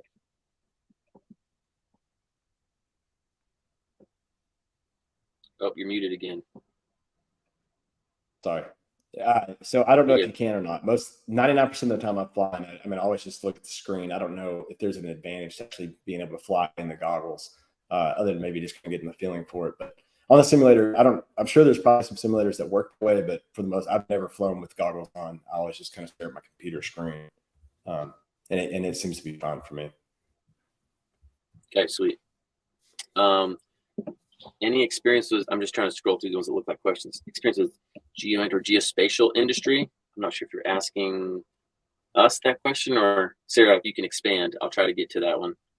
Average rate to charge for a customer for photos and videos. Kevin, this was probably best for you. It goes back to like if you're beginning, and so like yes, we'll give like a big range. So like just this week, an example, someone found me on Google. They're like, I need pictures of my farm. Can you do that for me? I'm like, yeah, no problem. It was literally an hour job. I was in and out. It took me a half hour to edit the photos, and I charged them $300, and I was in and out less than an hour. So when I was first starting, I was doing stuff for free to begin when I was first learning, but when I was first started charging people like $250. But I have packages that, whole photo and video packages, like $500-$600. So, it depends on really your skill level, and how long it's going to take. So like last week, I told you I've been super busy. Last week, I just did a whole day shoot. They hired me the whole day. So I took off from my full-time job. And they made it worth my while to take a whole day of vacation, to go shoot this commercial for them. So I could get a whole day rate, and it's a couple $1,000s. So yeah, it all depends. Sweet. Okay. Root. Someone asked them to make an outline map for an ortho to create an old-time looking map. Suggestions for software to use. If or do you not really understand more on the question, the outline map, ortho I made old-time looking. I don't understand the So think about like you ever seen like I'm imagining like this is like a treasure map, you know what I mean, where it's just like the outside of a certain area with maybe like a couple features on it. I'm assuming Yes. that's what they're saying. So after you create the ortho map, you can import that into Google Earth. And actually, me and David actually taught a course on how to do that on a Mapping and Modeling Pro. On you can bring it to Google and you can add annotation and make an adjustment. But I'm not sure exactly if you can able to make it an old style looking map. I'm sorry if I don't have the same exact one, but you can import that into Google Earth Pro and add annotation and do a lot of stuff with it. Cool. Let's see. Root, affordable roof inspection software, currently doing manual photo uploading and reporting. Recently, we are actually in the process of launching our own software called Unisense, Voyager Unisense. You can check it out at voyagerengineering.com. But I would say if you're starting out and getting into affordable side, Scopedo is a very good one where you can pay per project. Also, you can, let me see, what are other they have. Usually you can create a, on Pix4D. Pix4D is pretty good for creating the reports as well. Okay. Air2S or Mini 3 for mapping and modeling. I know the Air2S does pretty decent now if you use the one software that's like the virtual sticks. I don't know why it's the Drone Link for the flight automation, because it's got the 1-inch sensor, does 20 megapixel photos. The Mini 3, that's got a smaller sensor, right? I don't know if any of you guys would know. A little bit small. I just bought one for my European trip, but it's okay. A little bit. Yeah, you can do mapping. I would say probably you can do mapping and modeling on it. So it's like, yeah. Okay. I would say either or then, but I know a lot of people who do it with Air2S, and like, and if you go on Drone Deploy's website, that's like one of their like recommended like drone platforms to be able to do mapping. So, cool. Kevin, do you use master shots or intelligent flight modes when you do your DJIs, or do you hand fly to get your shots? So I did answer this a little bit before, but to answer it vocally, I do. At the beginning, I was using master shots when I had no idea what I was doing and learning. Not so much anymore, but I do use the point of interest a lot. So some people are like, oh, you always got to do manual, and sometimes that can be jerky. So what I use a lot is not necessarily the master shots or intelligent flight, but I will select my subject. So I'll put the box around it and it'll set the pin and I'll just fly it. So all you have to do is hit right or left and it'll do a nice smooth circle or rotation around it. So I use that a lot. I could do it with sticks, but if I sneeze or cough, and then my whole shot's gone, I could do it again. So not necessarily the master shots, but it's good to learn and it's good to practice on, and then make your skills try to mimic those master shots. Those master shots are good to let you know what's cinematic and what's not cinematic if you don't even know what that is. I had no idea what's cinematic, and not to turn my drone like this. I had no idea. I was up there taking shots like that. So just learning the cinematic moves using the master shots and then mimicking them eventually with your manually. So cool. Best software for 3D mapping. I can give a little rundown of the options. Like best is kind of subjective because it kind of depends on what your goal is or what you're really trying to do, like what your preferences are. I would say on like the low end, like if you're like, oh, I don't have a lot of money to spend on this, or I don't want to pay like a recurring subscription fee. There's two that are on one end that I found called Maps Made Easy and Birdie, B-I-R-D-I. They're an Australian company. And those are more like pay as you go type options. So you can either like buy credits, and the credits, they charge by like gigapixels. So like the amount of file sizes that you upload that they're going to turn into maps for you. And you pay by that. And it's relatively inexpensive. So if you have like smaller jobs and it doesn't make sense to spend $500 a month on a Drone Deploy subscription, or $290 or whatever it is for Pix4D Cloud, or whatever, or $3,000 for Pix4D Mapper. If you're just doing little stuff or you're just starting off, I would go Birdie or Maps Made Easy. That's what we used in our mapping and modeling fundamentals course, is what we taught with. But then if you want more like robust features, I would say if you want a lot of control, like hands-on control of settings and customizability, like Pix4D Mapper gives you a lot of control over like the settings. And if like an image kind of came out weird, you can go in and manually like adjust the tie points where like it's lining up and matching up the photos to get it more accurate, and point cloud. So that one gives you a lot more control. That one processes it like on your computer. And then they have all these different versions. Pix4D Cloud, which kind of they process it on their own. And there's Drone Deploy, but I feel like Drone Deploy is mostly for like, they're leaning heavily into kind of the construction reality capture world for inspection and construction kind of updates. But then there's other advanced stuff like Root uses. You can talk about some of the software you use, Root. Like, what'd you use for the City of Lakeland Smart Cities job? We use reality capture. It's very good. Before, I've been using Pix4D, the desktop version, but the reality capture is very good for local Who makes that? processing. I think they got acquired by Unity. Okay. Oh, that's right. That's for like the 3D modeling and stuff mostly, right? Yes. So 3D modeling, the reality capture is very good, in my opinion, for local processing. Okay, cool. So yeah, so there's options. So if you're new, I would look at Birdie and Maps Made Easy. And spoiler alert, we got Birdie to donate. We'll offer up $12,000 worth of like software credits for people who are attending the event. So they're going to give one person like an enterprise level account for 6 months that you get like tons of stuff. And then for everybody else that attends the event, they're giving them like free credits, so like really discounted credits that are already pretty inexpensive. So I thought that was very nice. And then one T-shirt. I was like, okay, all this other stuff. I was like, that's fine. So it's going to be a coveted shirt. So we'll give that away. Cool. I think we already answered that one. Dusty, do you 3D print?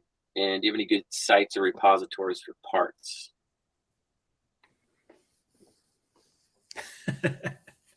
Got it this time. Yeah, so I use a lot of 3D printed parts, and that's the cool thing about the FPV drones is, you've got your carbon fiber frame. For the most part, everything else that goes on there is something 3D printed. So there is, I'll put them down in the comments, but there's a company I use called Brain 3D. It's a weird name for a company.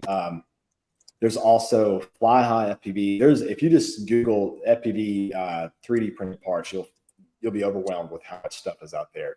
And I've looked at getting into a 3D printer myself, but what's crazy is, so if I'm buying like a GoPro mount or I'm buying something just 3D printed, usually it's like $6 or $7. The shipping's more than the actual part itself a lot of times. So it still has, as cool as I think it would be to have a 3D printer and print stuff myself, it's a lot easier to just use some of these other companies. But Etsy is also another good place. If you get on Etsy and just find somebody that has some really good feedback, and so I don't want to get too into the weeds on this, but if you get onto, for you guys that you get onto a website called Thingiverse, I'll put that down in the comments. You can get on there, and all it is just basically a hub for a lot of different files, anything related to that can be 3D printed. So if you go in and type in FPV drone or actually put in your specific frame or what you're looking for, 9 times out of 10 you're going to be able to find somebody already put a file like for your GoPro mount or anything specific for your drone in there. So then all you do is copy and paste the file. I'll share it to either of these companies I was talking about before and say, here's the product that I want, and they'll print it for me and send it to me. So yeah, for the most part, I use a lot of 3D print stuff. Sweet. And Root had texted me. I didn't want to interrupt you, Dusty, but Root texted me and said he had something else on the schedule. He had to take off. So I'll do my best to answer the mapping questions with help from everybody. But let's take some more questions. And affordable. By the way, where did our little name tags go? When you get the questions, they disappear. When you get the questions up, they go away. Well, look. Oh, you know what? I bet you when I take this down. Yeah, you're right. My bad. I just noticed. All right. Someone asked a affordable and reliable blue drone. Where did that go? Hold on.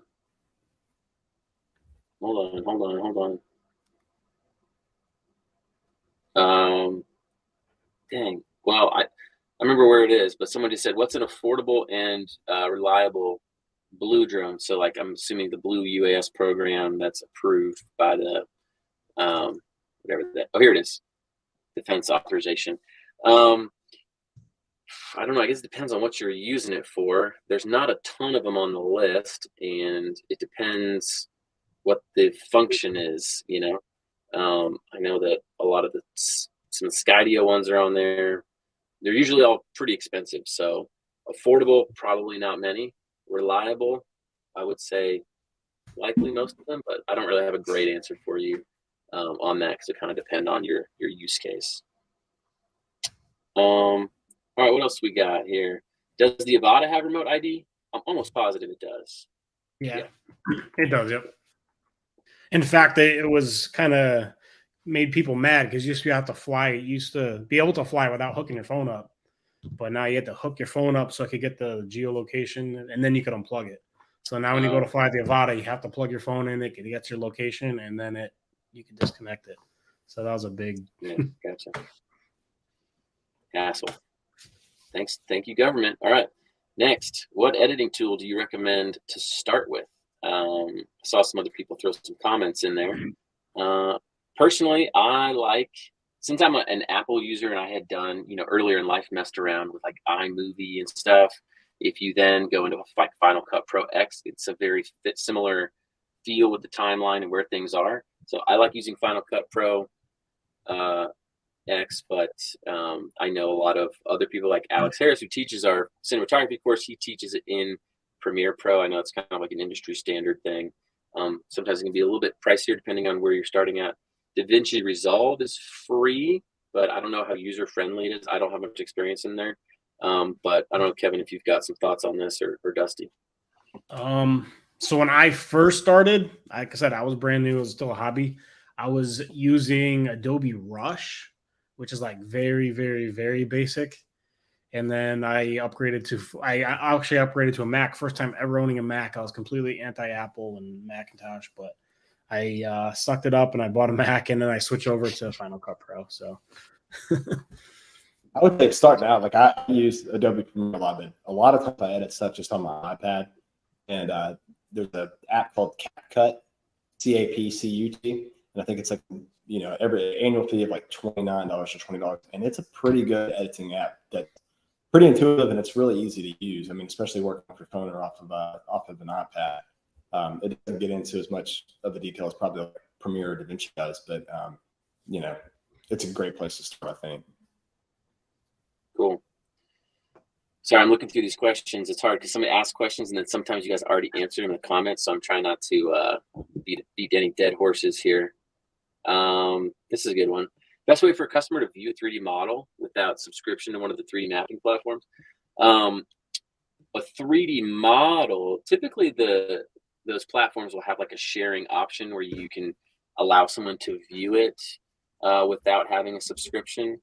If you have like a 3D model or like a 3D, like an OBJ file or something, there are other software applications where you can view those files. I don't know how helpful they are just to like look at them, but if you're looking for like annotations and stuff like that, a lot of times you can either export, like if you have like an elevation model, that can be ingested into Google Earth Pro, which is free, or like QGIS, which is also free but can be buggy. You can like literally print it out to like a PDF if you're trying to show them something specifically. So it kind of just depends on the deliverable. Another one for 3D models, Nira, that's low cost, I think. But I think if you load your stuff in there, other people can view it for free, but they'll like host your 3D model files. I think it's NIRRA, I think so. What the helps? How close to Tampa? About 45 minutes, depending on where from Tampa. We're about 45 minutes from like the airport to Catapult is about where we are. So cool. You guys bring your clubs to Lakeland. That'd be fun. I kind of hurt my wrist not long ago. I was trying to play basketball with my kids and my mom, and I jumped up to block my mom's shot. I thought that would be funny, and I jump in the air. She jukes me. Her dog runs underneath me and tripped me. I fell over and just like jacked up my wrist. So got beat by my own mom. I hate checking a bag, but I'm checking stuff with all the drones I'm bringing, so I might as well just check my golf clubs. I'm at it. Yeah. Come on down. I never check a bag when I fly, but I had to buy stuff just for this trip because I'm bringing too many drones. I think this was maybe the same one. Roof inspection. So I think you answered that. Tampa is West Coast. Orlando is Central. It's like right in the middle. So, I gotta be honest. Yeah, we made the tickets. We don't want anybody to really buy a ticket for $400. We just like had to put a value into Eventbrite for it to let us make the event.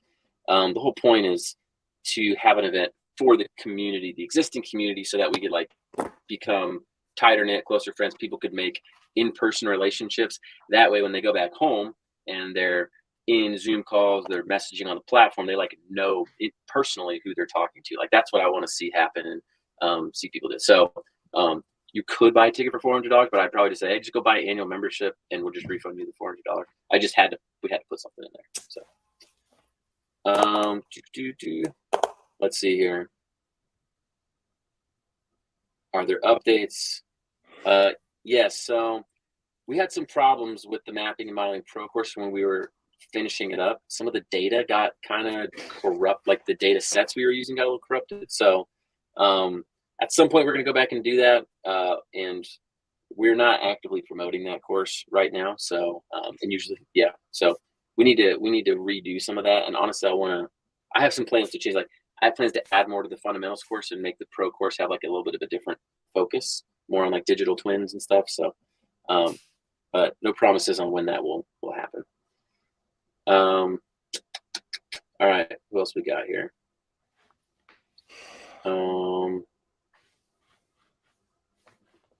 I may be mapping an 88. What's that? Oh, go ahead. Sorry, I just saw a question about airplanes, which is a good one, flying with the drone. But go ahead. Okay. Well, I'm trying to go through them in order, but like there's a lot. I'll go quick.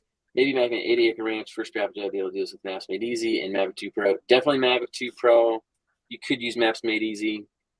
They usually don't produce as good as results as some of the other ones, but it's not bad. Honestly, if you were getting paid for it, I would say it'd be worth maybe just getting Pix4D Cloud for a month and doing that because they have much better analysis tools in there for like stockpile measurements, linear measurements, annotations, all that stuff, point clouds. If you can price it in, it would be better to do that. But you could do it with Maps Made Easy to like give it a shot. But just to find, depending on what they want, like if they're wanting like specific measurements, the analysis tools in Maps Made Easy are very, very basic. You're almost better off putting it into Google Earth Pro and doing stuff with it in there. So, how much would you charge to map 80-acre ranch? That's a better question for Root. It depending on what they're using it for. I might start something like that off at like $600 and go up from there. I mean, if they just want the output, a few $100s, they want you to do any analysis on it, then high hundreds, low. I do mapping, the very minimum is at least 800. Yeah. Okay. There's a lot of people that do it by acre too, whether they do it by time or just they'll actually break it down by acre just to make it a little bit easier to compute. Yeah. And a lot of times if they're wanting like progress up, you can like, sometimes you can book multiple things. Like if you're doing so you want it, I like the earthwork stage, and then you can want to map again at like when they're laying foundations, and like sometimes they want layers so they can do measurements and keep track of things. So. Do you have a link to Drone Launch Connect? Definitely signing up for the event. All right, Kevin. Yeah, I mean, that's it right there. That's the Connect. If you sign up for an annual membership, we'll reach out to you and give you your code to sign up. We'll have a better workflow for it next year. It's kind of clunky to be like, we have to check who's an annual member, and they'll have to send them a code, and then they have to register on Eventbrite. I don't love that, but it's the best we could do for now. Mapping fast with the Map 2 Pro may lead to blurry images. Yeah, it depends on your camera settings, but always best to fly a little slower if it's not as big of a sight. Get that. Mavic 2 Pro though is 20 megapixels. It should be fine. All right, here's one. Miss webinar, blah, blah, blah. Rewatch. Best affordable FPV for real estate. FPV for real estate that shoots good. 4K, 60 uncropped. Well, FPV and the camera, they're separate, right, Dusty? Unless you buy a for the most part. Well, that's what I was about to say. So, you know, the way that it works now is when I'm flying FPV, I'm using one camera that I'm seeing through the goggles, and typically that's not always the best resolution. But so I'll always carry a GoPro that's actually capturing the video. But you know, without getting too much into it, the Avata is one of those things that I think, Kevin, correct me wrong, but it does capture 4K for the most part, and then DJI has just now come out with, so the air unit is what they had. But the DJI cells that goes into the FPV drones, and they had just updated their air unit to what's called the O3 air unit, and it actually does record. I've seen a lot of really good, you know, if you're posting to social media or something like that, it does plenty of a good job as far as just the video that it captures for social media or something like that. And you don't necessarily have to fly a GoPro. So unless you're doing like a really commercial job or like a high-end real estate job, if somebody's really demanding you know, some 4K 60 or something a little bit higher resolution, then you could use a GoPro. But yeah, like I know the new Avata, I haven't flown one. I haven't flown a 3 unit, but I've heard really good things. And so I think that is slowly changing for the most part. Right there. Yeah. I'll be bringing it to Florida. So. Now, we flew the Avata cabin in the casino. You didn't carry a GoPro or anything, right? That was straight. No, I just took the footage right from there. And the good thing about Avata, like, I am not good with FPV at all. You throw me in manual mode, I crash right to the ground. I'm still learning. But the good thing with the Avata is like it's like a good mix between like a traditional DJI drone where it's like hovering. So you could just throw it in regular mode and it has the same controls as like an Air 2 or a regular Mavic, but then you could still fly and not have to worry about the throttle and all those type of things. So you can still get good smooth footage but it's still FPV. So with that being said, like the Avata, you know, you're talking about affordable. You know, I think the Avata is a great way to get into FPV. There's a lot of like Kevin was saying, there's a lot of things that most DJI drones, the safety characteristics of, you know, they've got GPS, they have obstacle avoidance. Most of the FPV drones I fly, they don't have any of that stuff. But if you can get to the point to where you can fly in manual mode and you can build these drones, you know, then you could. I used to carry a backup drone with me, the exact 2 of each drone that I have. And, you know, I bring both drones with me in case something goes wrong or I crash one. But you could build 2 FPV drones for the cost, probably still under the cost of what you could get for the Avata, you know. And so I would say that the most affordable way was just figure out how to build your own drone and either fly the O3 air unit or fly a GoPro. Yeah. Okay. All right. What's the best insurance for a drone that you recommend for starting? Skywatch. Yeah. Easy one for any of your home insurance, liability insurance. Just, I just bought an annual, yearly subscription. So I had a client that I was signing a contract with, and they were required a higher insurance policy. So I'm like, all right, I just upgraded. It was like, it was so easy. Yeah. Yep. All right, I'm looking for some here. I'm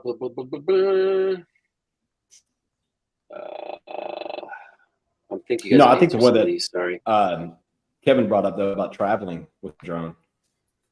That's a good thing to talk about. I don't even know where it is on here. There's a couple of recently about flying, but all right, I'm gonna go to the very bottom to see who's on here, right?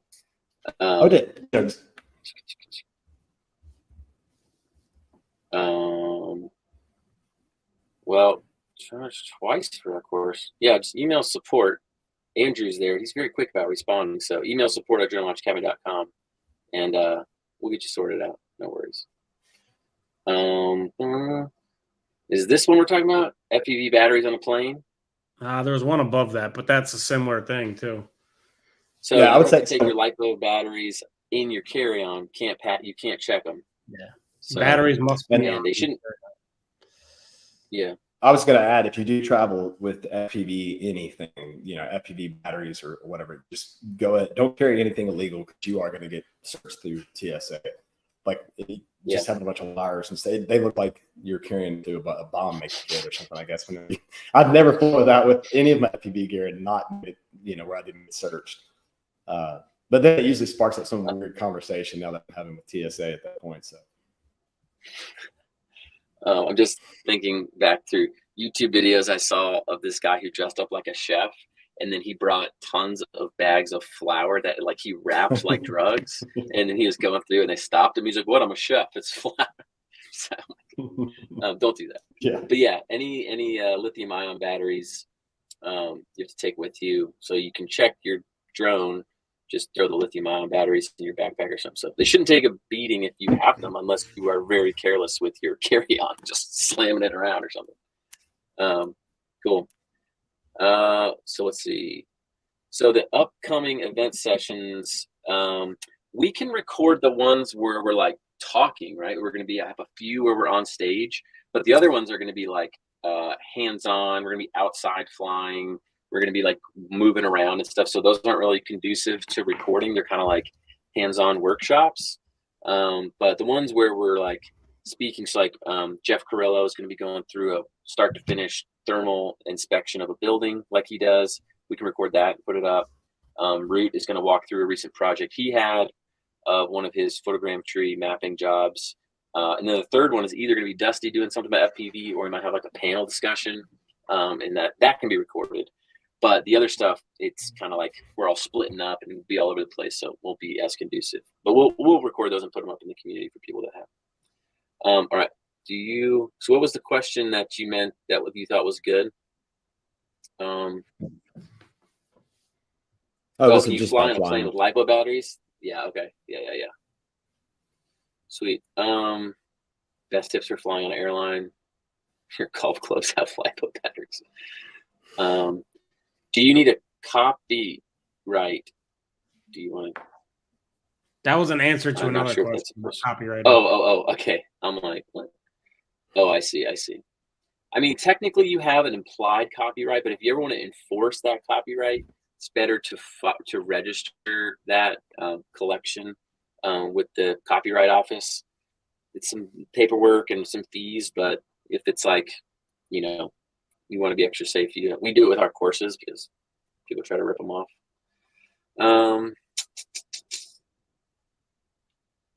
I think that's most of them, right? Let's see. Oh, someone's saying here. Okay. Someone's in the mapping and modeling fundamentals course, how to get your mapping plan from drone deploy into the drone. Really, if you're on your account in drone deploy and you design whatever it is you're doing, like your map, and then you log in on your phone on the same account, it'll be saved. You just open up that project and it loads up and you should hit fly. So maybe you're not logged into the same account on your computer and on the phone or the device. So could be it. That's like in every software, like Litchi, same thing. You can design it on the computer and you go to the app and it's there. You can load it up. Drone Link, same deal. I find it easier to plan everything out on the computer. You get a bigger screen, you can make it precise and then load it up on the phone and fly. Let's see. Any other questions you guys want to ask?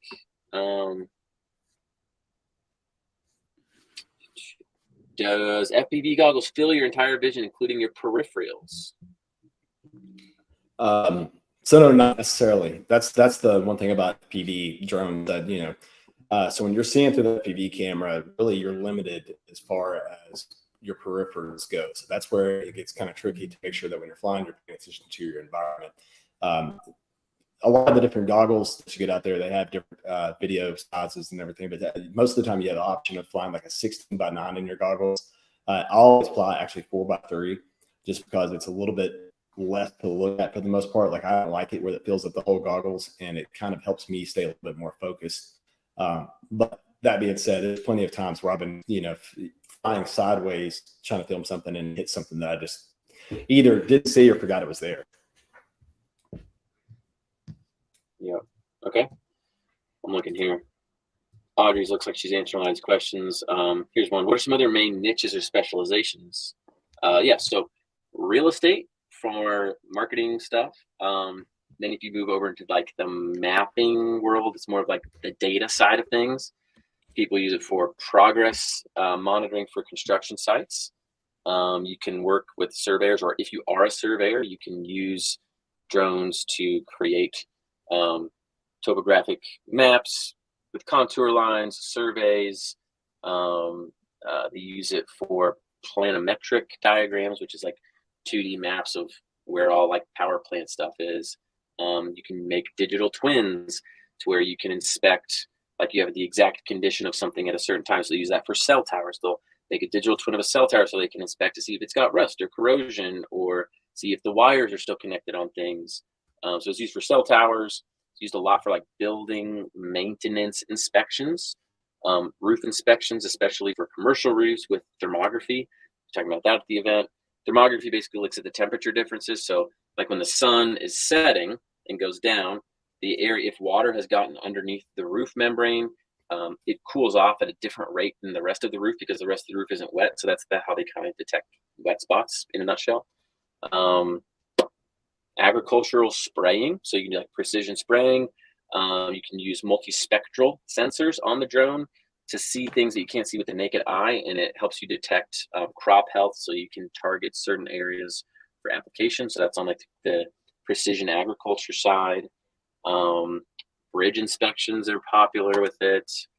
They use LiDAR, so strap a LiDAR. If you don't know what a LiDAR sensor is, it shoots a bunch of lasers out and it measures how long it takes to get back, and you can create this model of that's a very, very precise of all these like laser pings, and they use that a lot in the in the power distribution industry to inspect power lines, so they can see the sag in the line, or if they can see if vegetation is encroaching on the power lines, things like that. So honestly, there's just a lot. They'll use it for, you can strap a methane gas detection thing on there and have it go around pipelines to see if there are any gas leaks. That's the ones I can think of off the top of my head. So there's a lot. It's more on what things you can think of that are industry problems that need some type of monitoring or visual or something like that, and then you throw a drone on it to solve the problem. Is the DJI FPV a good starter drone? I'm pretty sure that means the Avata.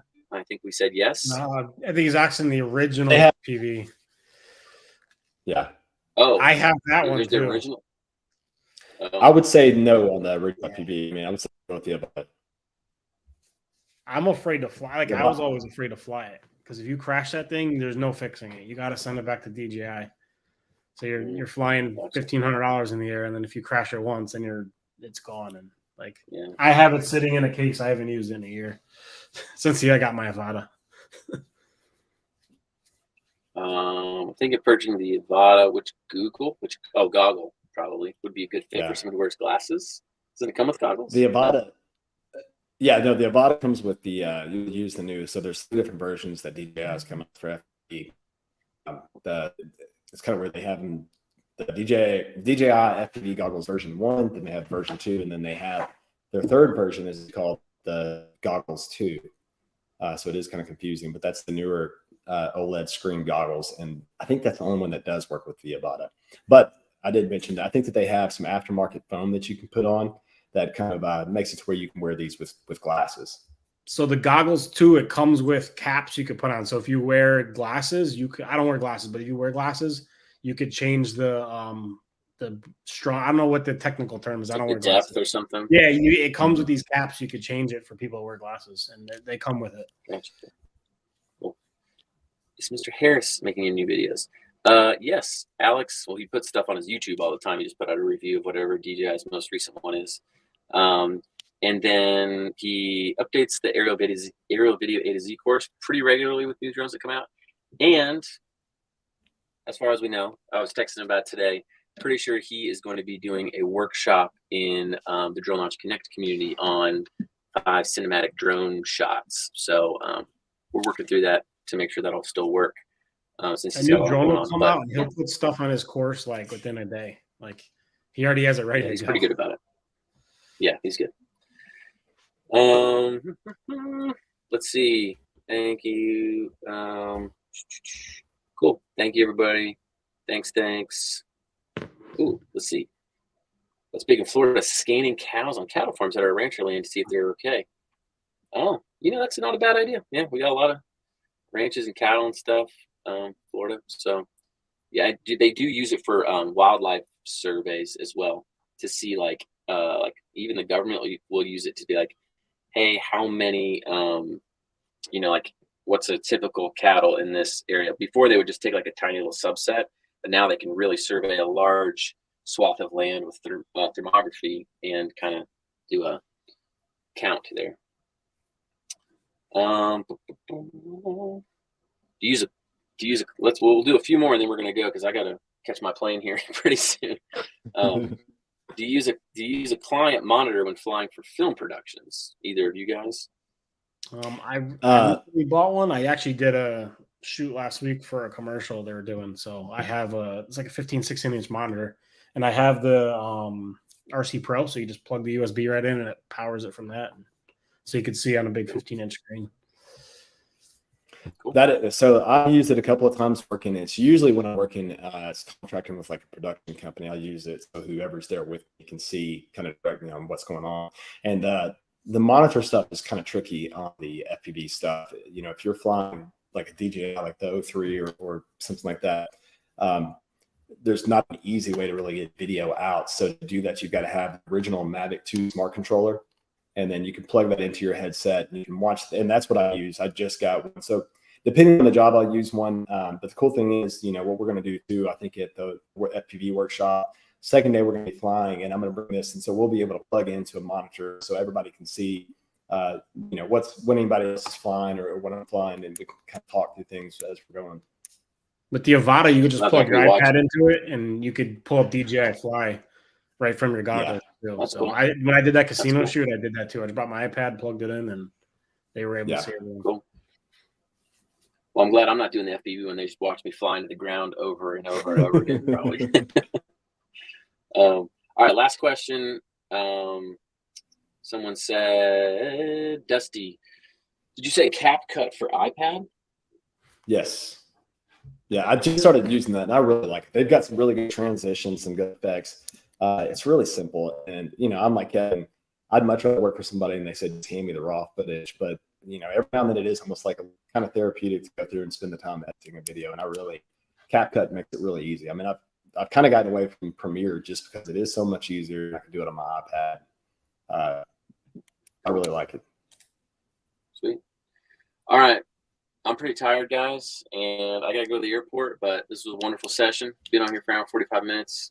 Big thank you to Kevin for coming on, and Dusty and Rut, who had to run off early.